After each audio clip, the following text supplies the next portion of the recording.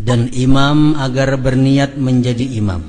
Kalau kita jadi imam mesti berniat menjadi imam supaya ia mendapatkan keutamaan. Apabila ia tidak berniat menjadi imam, maka salat kaum itu sah apabila mereka berniat makmum dan mereka mendapat keutamaan jamaah. Kalau sembahyang selain Jumat, si imam kada berniat jadi imam, orang di belakang berniat jadi makmum, nah dapat pahala di belakang, imamnya kada. Kalau sembahyang Jumat kada sah itu, karena syaratnya berjamaah. Ia imam membaca dengan pelan sir, bagi artinya akan doa istiftah, begimit saja itu, dan ta'awuz, auzubillah, begimit juga, seperti orang yang salat sendirian. Dan ia si imam nyaringkan al-fatihah dan surah pada seluruh rakaat salat subuh dan 2 rakaat pertama isya dan maghrib, menyaring. Demikian juga orang yang salat sendirian sama, menyaring juga. Dan ia nyaringkan ucapannya amin di dalam salat jahriyah, salat yang menyaring, aminnya nyaring juga. Yang fatihah dan surah dibaca nyaring. Demikian juga makmum membersamakan bacaan aminnya kepada bacaan amin imam. Jadi amin itu beimbai, makmum lawan imam, tidak mengiringinya. Rukun-rukun yang lain, bacaan-bacaan yang lain, makmum itu dianjurkan, diperintahkan supaya mengiringi imam. Nah kalau membaca amin beimbai imam. Dan imam diam sejenak setelah fatihah agar napasnya kembali longgar, dan makmum membaca al-fatihah pada salat jahriyah. Salat jahriyah itu maghrib, isya, subuh nang benyaring. Dan makmum membaca al-fatihah pada salat jahriyah pada diamnya imam ini, agar ketika imam membaca surat dapat didengarkannya. Jadi begitu tuntung amin berdarau, imam berdiam dulu. Imam berdiam gunanya apa? Supaya jangan lapar sama jam. Nang kedua memberi kesempatan makmum membaca fatihah. Nah, nang ketiga gunanya begitu imam kena membaca surah, makmum kawa mendengari surah. Makmum kawa mendengari surah karena bacaan fatihah sudah tuntung bagi si makmum itu. Makmum tidak membaca surah pada salat jahriyah kecuali apabila ia tidak mendengar suara imam. Makmum kada usah membaca surah kecuali kada mendengar nyoko jauhan lawan imam, bemek kada, jadi di belakang kada mendengar bacaan imam. Nah makmum sunat juga membaca surah, sunat membaca surah. Dan imam membaca sami Allahu liman hamidah, artinya semoga Allah mendengar orang yang memujinya ketika ia mengangkat kepalanya dari rukuk. Demikian juga makmum. Mazhab Syafi'i macam itu. Imam sami Allahu liman hamidah, makmum pun sami Allahu liman hamidah juga. Nah, ada mazhab lain kalau berjamaah makmum kada usah sami Allah, Rabbana lakal hamdu aja langsung. Begitu imam sami Allahu liman hamidah, makmum Rabbana lakal hamdu. Nah itu mazhab lain pada Syafi'i. Kalau mazhab Syafi'i sama, imam baca sami Allah, bangkit dari rukuk, makmum demikian pula sami Allahu liman hamidah. Imam tidaklah menambah atas 3 kali dalam tasbih ruku dan sujud, cukup 3 kali. Dan dalam tasyahud awal setelah ucapannya Allahumma salli ala Muhammad wa ala ali Muhammad, yang menambahi lagi pada itu. Tasyahud awal itu paling banyak sudah bacaannya ingat Allahumma salli ala Muhammad wa ala ali Muhammad. Artinya semoga Allah melimpahkan rahmat atas Muhammad dan keluarga Muhammad. Imam tidaklah menambah apapun.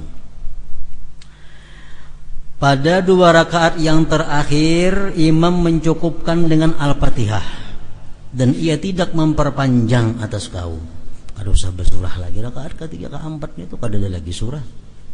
Pertama kedua aja bersurah sesudah fatihah, rakaat ketiga, keempat Fatihah aja. Dan pada tasyahud akhir ia si imam tidak menambah doanya atas kadar tasyahud dan salawat atas Rasulullah sallallahu alaihi wasallam. Jadi si imam ini kena membaca doa dalam tasyahud itu jangan panjang melebihi daripada tasyahudnya. Kalau sembahyang sorangan kada jadi masalah. Doa yang tasyahud itu sepanjang-panjangnya kada apa-apa.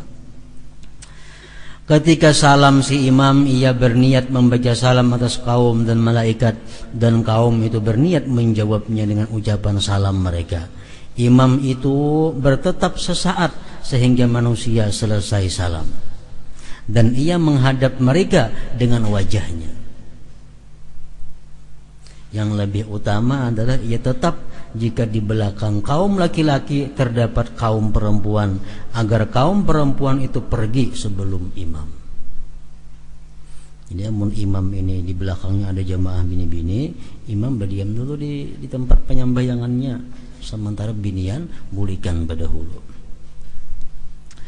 Dan seseorang dari kaum itu tidak berdiri sehingga imam berdiri dan pergi kemana ia kehendaki, yaitu ke kanan dan kirinya. Imam tuh bulik kada jadi masalah, ke sebelah kanan kah buliknya, jalan kiri kah buliknya kada jadi soal. Misalnya lawang ini buting nah kiri kanan, imam buliknya nak lawang mana terserah aja nih tuh. Sedangkan kanan itu lebih saya sukai, ujar Imam Ghazali.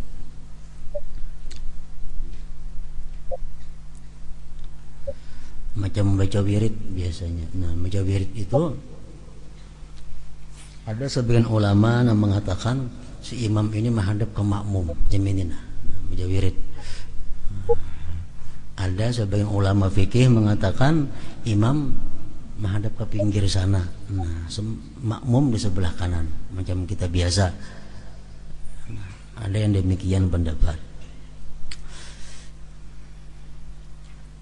Imam tidak mengkhususkan doa untuk dirinya dalam kunut subuh, tetapi ia mengucapkan Allahumma hdina. Si imam, ada boleh imam Allahumma hdini biman, ada boleh, makruh itu. Karena diaminakan orang bang. Orang kan amin ya orang. Nah, jadi mesti ihdina kami, artinya ya Allah berikanlah petunjuk akan kami. Imam tidak boleh mengkhususkan doa untuk dirinya di dalam kunut subuh, tetapi ia mengucapkan Allahumma hdina, artinya ya Allah berikanlah petunjuk akan kami. Dan ia menyaringkannya, dan kaum itu mengaminkannya, dan mereka mengangkat tangan mereka membetuli dada.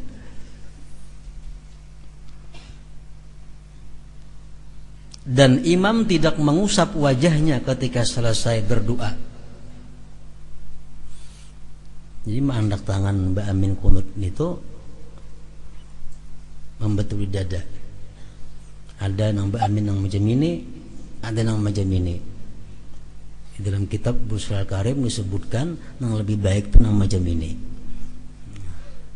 Walaupun macam ini boleh aja juga. Nah, ranggang nih. Ada dinto, nah dinto yang bagus, lebih disukai.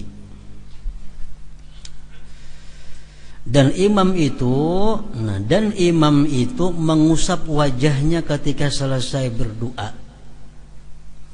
Ini pendapat Imam Ghazali ini kada diakui oleh kebanyakan ulama-ulama. Jadi imam itu sudah tuntung baca kunut, nah nyapi muha, anyar sujud. Nah, pendapat kebanyakan para ulama-ulama fikih kada usah menyapui muha itu, langsung aja turun ke sujud. Dan imam itu mengusap wajahnya ketika selesai berdoa. Lain doa-doa yang di luar sembahyang. Nah, itu disunatakan mengangkat dua tangan, tuntung doa disunatakan pulang menyapuakannya ke muha. Jangan kada sampai ke sini kada usah ngit muha aja, sampai ke muha cukup. Imam Ghazali mengatakan imam pun demikian pula. Nah, ini pendapat Ghazali kalah, dianggap orang dhaif Ampun Sidin ini. Terdapat hadis yang dinukil tentang hal itu. Jika tidak, maka menurut qiyas untuk tidak mengangkat tangan seperti pada akhir tasyahud akhir. seperti pada tasyahud, pada akhir tasyahud gitu. Jadi bakunut ini ada ulama yang mengatakan bahwa kada usah angkat tangan bakunut itu. Macam doa-doa yang lainnya kita kada mengangkat tangan kalau Allahumma ghafirli warhamni tadi kan. Ada mengangkat tangan duduk antara dua sujud kada ada kalau. Kada ada. Kayaknya di ujung tasyahud akhir kita berdoa pulang, Allahumma inni a'udzubika min adzabil qabri. Adalah kita mengangkat tangan, kada ada kalau. Nah, kunut pun kada usah angkat tangan juga. Ada pendapat ulama demikian. Ada lagi pendapat ulama pulang doa-doa yang lain itu kada usah angkat tangan kecuali kunut. Kecuali kunut. Pendapat Imam Ghazali pulang angkat tangan dan tuntung mengusapkannya ke wajah. Nah, 3 pendapat ini. Nah, kemudian larangan-larangan di dalam sembahyang.